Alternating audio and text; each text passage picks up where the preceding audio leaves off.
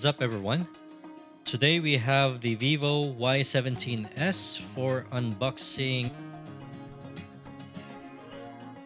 So let's just check the basic specs or specifications. So we have a 4GB RAM, 128GB storage, and the color of the phone that we have here is glitter purple.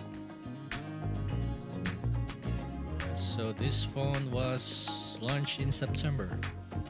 And I think this is the manufacturing date. So let's unbox it.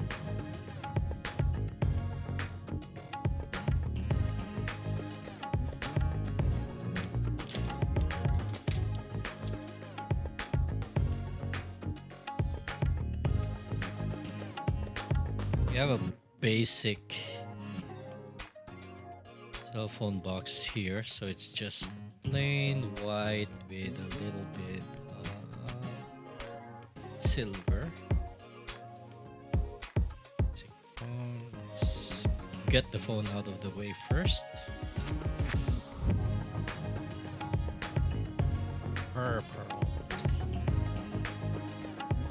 Okay, we have some stickers.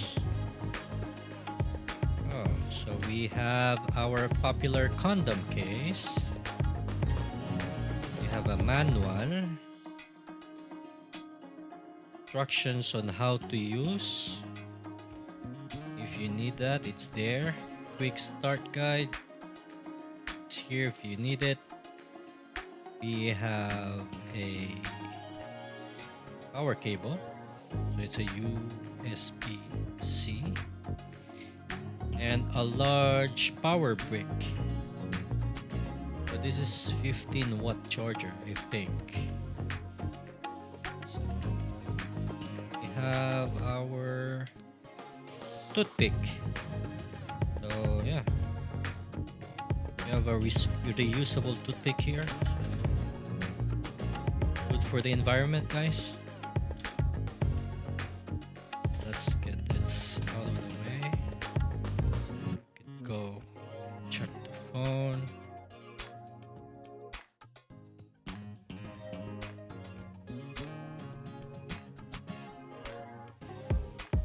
There. Okay, so for the phone itself, it's nice. It's like matte. It's matte finish. A matte finish, I think, but it's glitter purple. So if this is gonna be hit by a sunlight, so I think you'll see some glittering. But right now, can't see that. So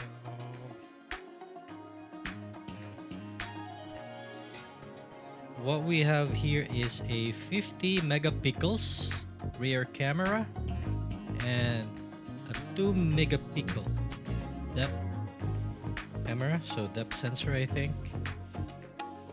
We have an 8 megapixels or megapixels front camera. I think there's a flash here, but I don't know. Maybe I'm wrong. We also have 5,000 milliamp battery in this beast, or in this budget phone. So this phone runs MediaTek Helio G85, not the latest one, and the operating system for this runs an Android 13, skinned with FunTouch 13. So it's the OS that Vivo is using. So the front and back is made of plastic. So overall the phone are made of plastic. We have an IPS LCD display, which I prefer compared to OLED or AMOLED screens. So this has 7,000 nits of peak brightness, and the phone or LCD resolution, I think it's 720. Yeah, it is 720p. And the video recording is limited to 1080p. But we're gonna go ahead and test that soon. And it has Bluetooth 5.0, so that's a plus. This Bluetooth 5 or above is way better than the lower versions for more distance and reliable latencies, or less latencies rather.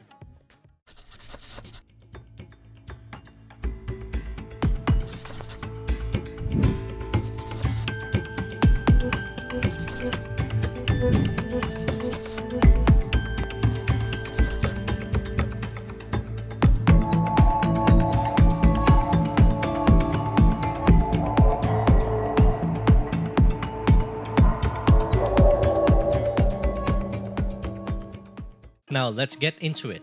The screen features an IPS LCD display at 720p with 700 nits peak brightness. Using this phone under the sun is not an issue. You can still read and watch your favorite content without experiencing eye fatigue. The phone's body is made of plastic, yet it boasts an IP54 rating. This ensures a degree of protection, making it a reliable option for everyday use even in environments where exposure to dust or occasional splashes is a concern. Now, regarding the side fingerprint scanner, either they've included a subpar fingerprint scanner or this is a software issue. I've noticed more misses when you unlock the phone than successful unlocks. In my initial review, I mentioned that this phone lacked the split screen feature. However, upon further exploration, I discovered a method to enable and utilize the split screen functionality on this device. Now, let's do the gaming test. This phone has 4GB RAM and it runs by MediaTek Helio G85. Firstly, playing Mobile Legends at default graphics settings, which is medium and high frame rate, performed smoothly as expected since it does not demand high-end specs. For PUBG Mobile, default graphics settings were set to HD with a high frame rate, and it also performed smoothly at these settings. In Call of Duty, we used default graphics settings set to low and medium, and I didn't experience any frame drops or lag during the game. However, while playing Firelight with default graphics settings to minimal and medium frame rates, I encountered occasional lag and frame drops.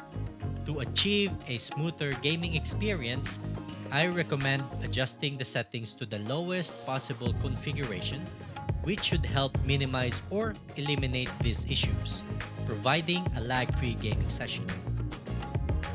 Let's talk about the rear camera. Vivo is known for its well-developed algorithms in their camera software, and we were surprised that the AI in the camera does an impressive job of focusing on your subjects. In this example, the camera takes excellent shots even when the phone is against the light with accurate colors. In this example, the camera auto-focuses not just one but on two subjects and creates a decent blurred background, quite impressive. In this example, we were surprised after taking the photo, the AI cleaned those leaves as if there were no dust on them, but it missed some spots as shown in the right photo. In this example, the photo is okay but lacks some details, appearing noisy and grainy. Even at sunset, the camera captures decent and usable photos. The 50 megapixel shot in this sample is impressive despite lacking the true 50 megapixels capability. However, in this sample, the default camera shot loses a lot of details. Now, taking photos at night is where the AI messes up your photo. As you can see, it's already evening, and somehow the AI brightens the scene to compensate for what it lacks, and that's the true megapixels sensor. In this shot, you'll notice how AI influenced the camera performance.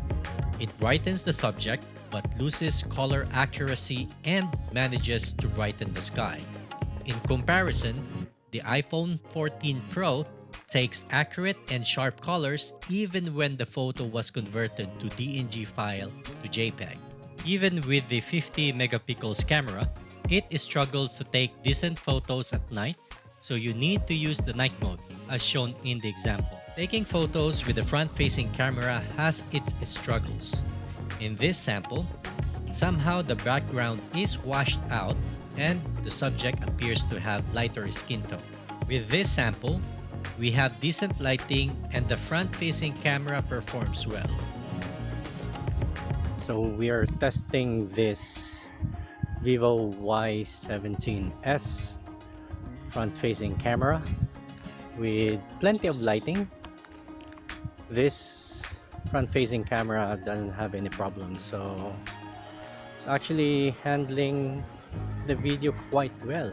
The sunlight is at my back, so if we're gonna move, okay, let's see. Still not. It's pretty usable.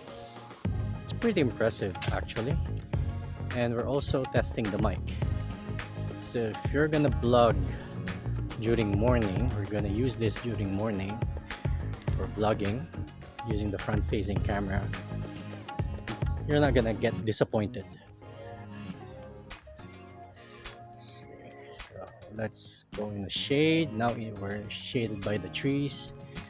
So yeah, it's actually sharp.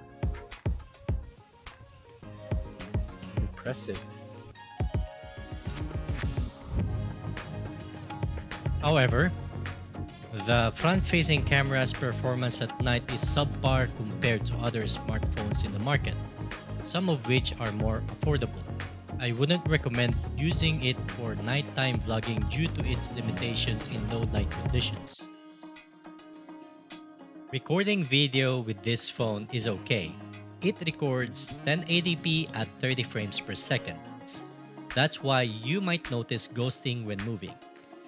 The quality is acceptable, but it's not something that you can brag about to your friends. And at night, well, video is unusable unless you're in a good lighting condition. Let me know your thoughts in the comment section. In summary, the Vivo Y17s is equipped with 4GB RAM, 128GB storage, and powered by MediaTek Helio G85 chipset, featuring an IPS 54 rating. However, I do not recommend this solely because you can find devices with similar specifications at a more competitive price point. Stay tuned for my next review, where we will delve deeper into why I make these recommendations. For details on the giveaway mechanics, please refer to the description below. Don't forget to like, subscribe, and hit that notification bell.